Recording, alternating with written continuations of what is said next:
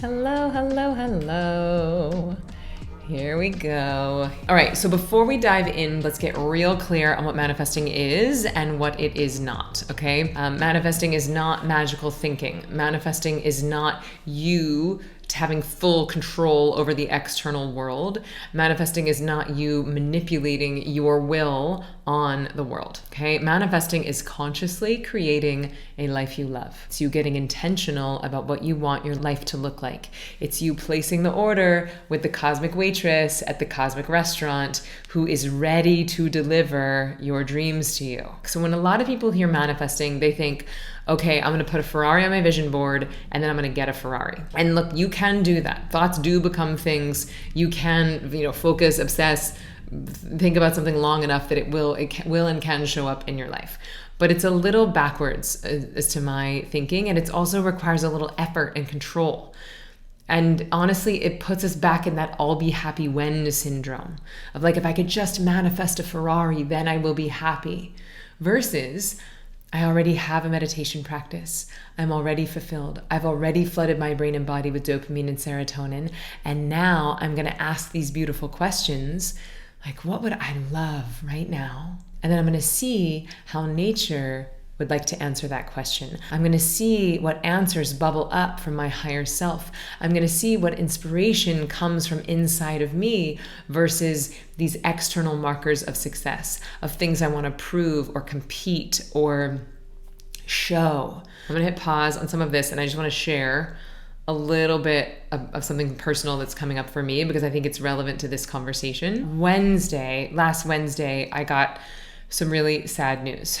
And I found out that a dear friend and actually like one of the most important teachers in my life had died. And at first it didn't feel real and I was in denial.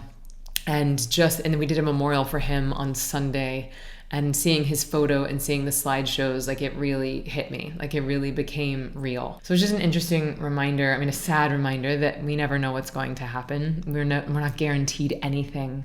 We are not guaranteed tomorrow. And so we may as well make the most of the precious moments that we have left on this planet. And so I really want to honor him. His name was Will, and he really taught me how to be a teacher. And I learned so much from him. And one thing that Will used to do is that every single day he would wake up and he would say, another day in paradise. And that's such a simple thing, but something as simple as that, as waking up and saying, another day in paradise, it programs your brain to look for all the evidence that may be true. That we're actually living the dream now, that we have the ability to create heaven on earth right here, right now. And that to me is the beauty of manifesting, that you're not waiting for your dreams to show up in order to be happy. You're not waiting to get the boyfriend in order to feel love. You're not waiting to get the zero in their bank account in order to feel abundant. You're not waiting to, get another follower on Instagram to feel important. You're giving yourself the feeling now. And that's all manifesting is. It's about feeling good. It's about you changing your frequency so that your dreams become an energetic match for you, okay? Because if we say we want to win an Oscar, but we're just going around being like, I'm not a good actor and I'm never getting any jobs and this was horrible and that audition sucked and no one ever wants to hire me. If that's the story going on inside your mind, it's going to be very hard for that Oscar to show up because you're not vibrating at the same level of your dreams. So we have to practice that, okay? And it takes discipline. But there's so much science now that suggests that if we get into the space of feeling good, we get into the space of gratitude, and then we imagine our dreams as if they're happening now with those good feelings, with that goodwill, this is where we start to change things on the energetic plane. So the energetic plane has the ability to change the material plane. So often when we think of life as past, present, future, that everything that is solid is real and fixed, then we think it would take like a miracle in order for energy to change matter. But the reality is energy is changing matter all the time. Your brain is being shaped by your mind. I'm going to say that again. Your brain is being shaped by your mind, meaning that every thought you think, every story you tell yourself, every bit of neurochemistry you create is in fact shaping and changing your brain. It is impacting your neuroplasticity. It is impacting the corpus callosum. It is impacting the prefrontal cortex. It is impacting the insula. All of those things are changed by the thoughts that you think, by the things that you focus on, and by the habits that you engage in. Now, it doesn't happen the other way around. Your brain does not create your mind. Your mind creates your brain. Now, this is exciting to me, you guys, because this means we can get our hands on the wheel. This means that we don't have to just accept the hand of cards that we've been dealt. This means that if you inherited a lot of trauma from your family, well, guess what? You can change your epigenetics.